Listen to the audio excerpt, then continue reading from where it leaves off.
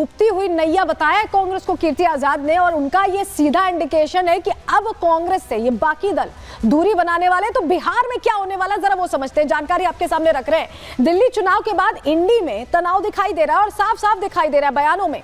सहयोगी दल कांग्रेस पर निशाना साध रहे हैं, प्रश्न पूछ रहे हैं। सहयोगी दल सीधे सीधे कह रहे हैं कि हार का जिम्मेदार कांग्रेस है, दिल्ली में जो हार हुई है उसमें खेल खराब कांग्रेस ने किया, ये सहयोगी दल कह रहे हैं। और इसी साल बिहार में विधानसभा चुनाव होने हैं और ऐसे में लग रहा है कि कोई कांग्रेस को साथ लेकर नहीं चलने वाला। लालू यादव का झुकाव टीएमसी की तरफ है। आपको याद होगा ममता बनर्जी को कैसे आगे करने की बात जब कीर्ति आजाद ने छेड़ी थी तो लालू यादव ने भी हामी भरी थी। और ऐसे में सवाल यह है कि क्या कांग्रेस से बिहार में गठबंधन होगा या नहीं, क्योंकि नहीं के इंडिकेशन ज्यादा लग रहे हैं। आप समझिए, बिहार चुनाव को लेकर एलजेपी नेता ने भी दावा किया, उन्होंने कह दिया कि बिहार में इंडी गठबंधन टूट जाएगा, क्लियर एकदम मोहर लग जाएगी कि ये सब एक साथ नहीं है, अलग अलग जो चुनाव आ रहे हैं उसमें वो दूरी बढ़ती जा रही है। और अब दिल्ली के चुनाव के बाद कम से कम यही आफ्टर इफेक्ट दिखाई दे रहा है। सुनवाते हैं आपको क्या कह रहे हैं इस पर सियासतदान।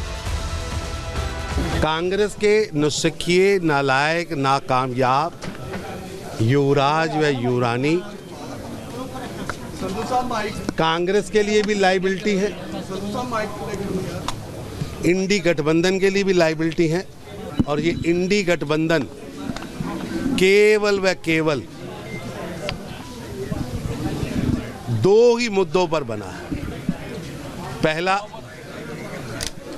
कि अपने भ्रष्टाचार के पापों को कैसे बचाया जा सके, और दूसरा मुद्दा है कि अपने परिवार के युवराज व युवरानियों को सत्ता कैसे मिले। देश की जनता को मालूम था कि यह स्वार्थी गठबंधन है, यह न कोई इनका एजेंडा था, न कोई इनकी विचारधारा है। यह केवल मोदी हराने के लिए एक हुए थे, जबकि मोदी जी को हराना ये नामुमकिन है। उन्होंने गरीबों के लिए, किसानों के लिए और इतना काम किया है, उसके साथ साथ जो भारत का मान सम्मान, गौरव बढ़ाया है, उस पर देशवासियों को गर्व है। तो उसके खिलाफ आके नकारात्मक तरीके से राजनीति करो और आ करके आप एक हो जाओ बिना विचारधारा के, बिना एजेंडा के, तो टूटना ही था। बिगड़ सर हाथ पैर की गठबंधन बना था मोदी जी को हराना। इनका उद्देश्य नेगेटिव ही रहा, पॉजिटिव उद्देश्य ही नहीं रहा आपका। जब नेगेटिव उद्देश्य रहेगा तो आप लोगों की यही दुर्दशा होगी।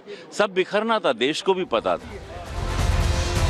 तो कांग्रेस का हश्र बिखरने वाला हो रहा है, वहीं आम आदमी पार्टी खुद को समेटने की कोशिश कर रही है। कितनी कामयाब होगी इस पर हमारी नजर रहेगी। लेकिन चलिए आगे बढ़ते हैं, अगले सेगमेंट की ओर बढ़ते हैं और अब बात महाकुंभ की करेंगे, जहां माघी पूर्णिमा से पहले, स्नान से पहले कैसी तैयारी है, योगी कितने चौकन्ने, बताने जा रहे हैं बाबू।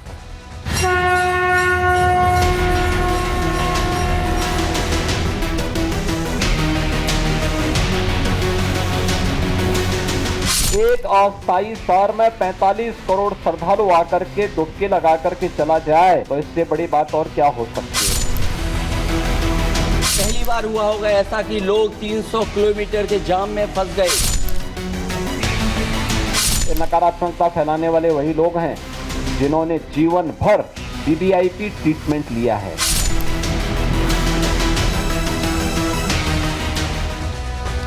माघी पूर्णिमा का स्नान है और इस बीच आप देखिए बड़ी संख्या में श्रद्धालु लगातार प्रयागराज पहुंच रहे हैं, अलग अलग रास्तों से पहुंच रहे हैं। और यही वजह है कि कल परसों ऐसी तस्वीरें सामने आई जहां जाम जैसी स्थिति, अलग अलग रास्तों पर कई किलोमीटर का जाम लगता दिखाई दिया। लेकिन खबर मिलते ही योगी आदित्यनाथ ने तुरंत अधिकारियों से बात की, बैठक की और निर्देश दिया कि क्राउड मैनेजमेंट किया जाए और जाम की स्थिति से लोगों को निकाला जाए। लेकिन आप समझिए कि यह भी जानकारी मिली है आज कि 45 करोड़ आस्थावान सनातनी स्नान कर चुके हैं। 45 करोड़ आप समझिए कि 100 देशों को मिला लेंगे तो वो आबादी होगी, और उन 45 करोड़ लोगों को यहाँ प्रयागराज में स्नान ध्यान के लिए व्यवस्था करवाई गई। लेकिन इतनी बड़ी संख्या में जब लोग पहुंचते हैं तो कुछ अव्यवस्था होती है, कुछ दिक्कतें आती हैं, वो व्यवहारिक दिक्कतें, लेकिन उसमें भी सियासत खोजने से बाज नहीं आ रहे हैं। यहाँ अखिलेश यादव चाहते तो श्रद्धालुओं को सुझाव दे सकते थे, उनकी मदद कर सकते थे, लेकिन सियासत का मौका नहीं छोड़ रहे हैं। जरा आपको दो तस्वीरें पहले दिखा रहे हैं, जरा देख लीजिए। प्रयागराज में जाम की स्थिति पहले कैसे बनी हुई थी, वो तस्वीर है, कल की तस्वीर है ये। और आज की तस्वीरें, ताज़ा तस्वीरें, ये आपको टॉप एंगल से हम दिखा रहे हैं और ये अभी की स्थिति आप देख पा रहे हैं। चौराहा आपको दिख रहा है, चौक आपको दिख रही है और यहाँ से गाड़ियों की आवाजाही हो रही है। अधिकारी अब उतर चुके हैं ग्राउंड पर और लगातार ये सुनिश्चित कर रहे हैं कि कहीं भी जाम में लोग ना फंसे।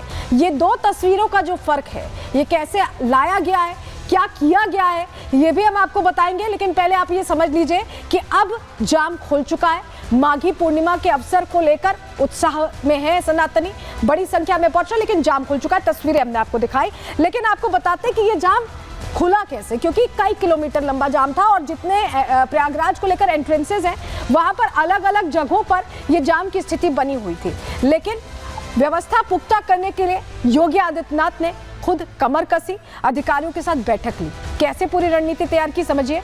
योगी ने कुंभ में जाम को लेकर एक्शन लिया और एक्शन बकायदा हाई लेवल बैठक करके लिया गया है। बड़े ऑफिसर्स से पूरी चर्चा की गई है। एडीजी रैंक के 2 ऑफिसर्स को यहाँ फटकार भी योगी आदित्यनाथ ने लगाई, क्योंकि लोगों को दिक्कत हो रही थी और इसको लेकर योगी आदित्यनाथ नाराज नजर आए। एक ऑफिसर को सस्पेंड करने की भी चेतावनी उनकी तरफ से दी गई।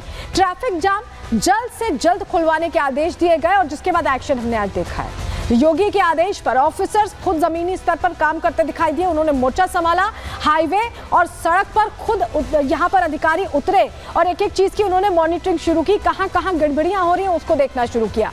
ट्रैफिक जैम खुलवाते हुए अधिकारियों को लोगों ने स्पॉट किया और धीरे धीरे ट्रैफिक व्यवस्था अब बहाल हो रही। अभी तस्वीरें जो आई हमने आपको दिखाई, बिल्कुल ताज़ा तस्वीरें थी जहां ट्रैफिक व्यवस्था बहाल होती दिखाई दे रही है, यानी बेहतर स्थिति होती दिखाई दे रही है। लेकिन कैसे अधिकारी खुद जमीन पर उतर कर एक एक चीज मॉनिटर कर रहे हैं, ये तस्वीर देखिए।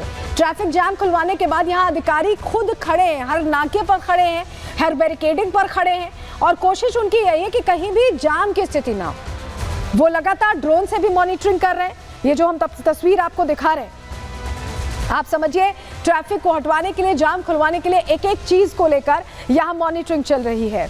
वहीं प्रयागराज पुलिस कमिश्नर तरुण गौबा ने क्या कहा है इसको लेकर, कैसे मैनेजमेंट, क्राउड मैनेजमेंट किया जा रहा है, सुनिए जरा। कुंभ पर्व में हम सब लोग, उत्तर प्रदेश शासन, जिला प्रशासन, पुलिस, हम सब लोग कटिबद्ध हैं कि जो भी श्रद्धालुगण यहाँ पर आ रहे हैं उनका जो अनुभव हो वो बहुत सुखद हो, बहुत सुगम हो। इसके लिए हमने ट्रैफिक के लिए अपनी योजनाएं तैयार की थी, जिसमें काफ़ी महीनों से अथक प्रयास किए गए थे। उन योजनाओं का हम सफल क्रियान्वयन कर रहे हैं। जो श्रद्धालुगण यहाँ पर आए हैं, करोड़ों की संख्या में उन्होंने स्नान किया है। हमारे लिए ट्रैफिक ज़रूर एक चैलेंज रहा है और बीच में कुछ फेजेज़ में, जैसे वीकेंड्स में भी बहुत भारी संख्या में वाहन का आगमन यहाँ पर हुआ था।